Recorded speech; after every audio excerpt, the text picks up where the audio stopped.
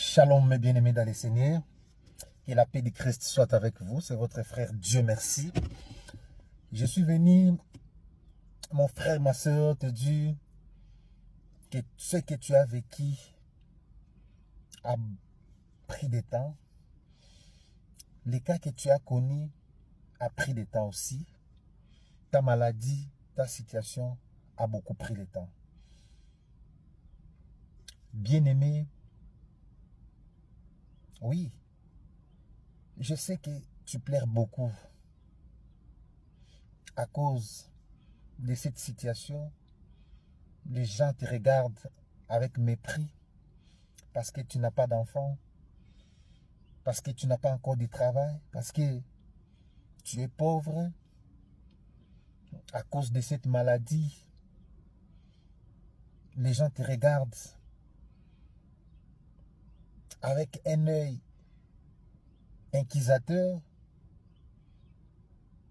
À cause de ça, tu es considéré comme un moins que rien. Mon frère, ma soeur, ton Dieu voulait agir. Ton Dieu veut agir. Mais je te pose une simple question. Est-ce que tu as déjà fait l'autopsie de ta vie? Est-ce que tu as déjà pris le temps de faire un examen de conscience, de dire Seigneur, c'est assez.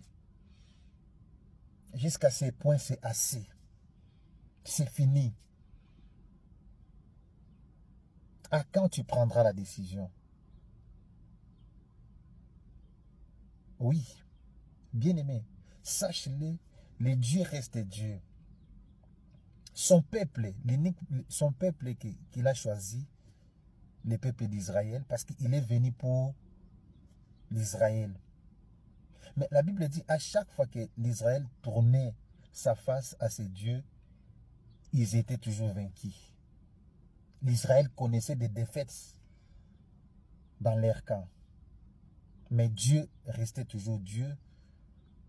Il recevait toujours ses louanges. Il y a les 24 vieillards tout autour de lui. Il y a les anges, il y a les archanges. Ils chantent des louanges. Ils entendent des cantiques à sa gloire. Il reste toujours suprême. Dieu ne changera pas à cause de ton problème ou de ta situation. Il restera Dieu. Mais c'est à toi de réguler un peu la manière de voir les choses. Mais pourquoi ça n'avance pas?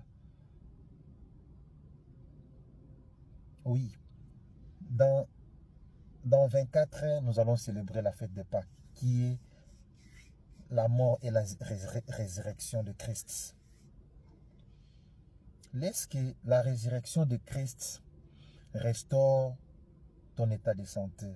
Oui, cette maladie a beaucoup duré.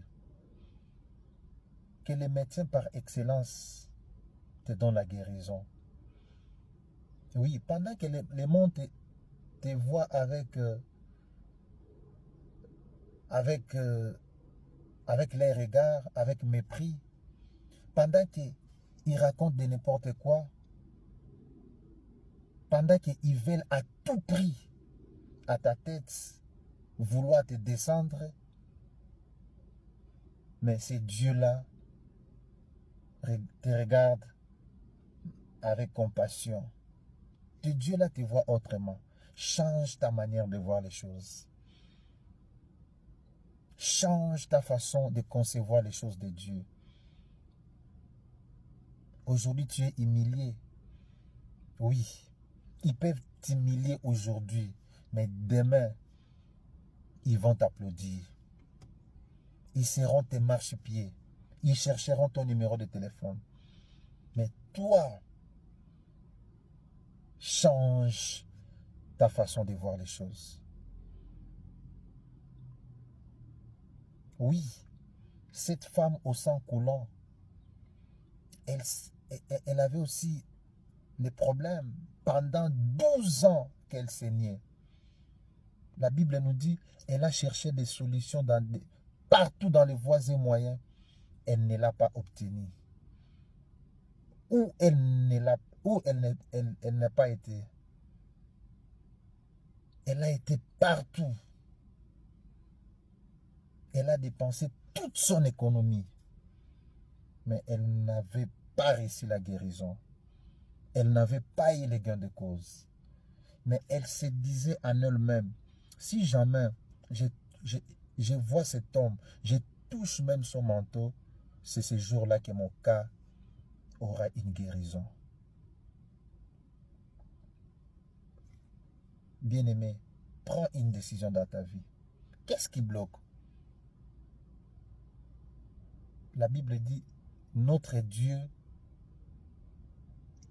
il se voit, il est là, il se montre à ceux qui le recherchent. Cherche ton Dieu, cherche encore ton Dieu. Qu'est-ce qui ne va pas? Tu voyageais, tu faisais des navettes, mais tout d'un coup, tes affaires connaissent la faillite. Oui,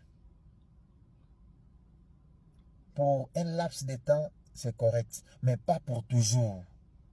Tu n'es pas né pour rester en arrière. Tu n'es pas né pour plaire. Tu n'es pas né pour que ta vie recule de temps à autre.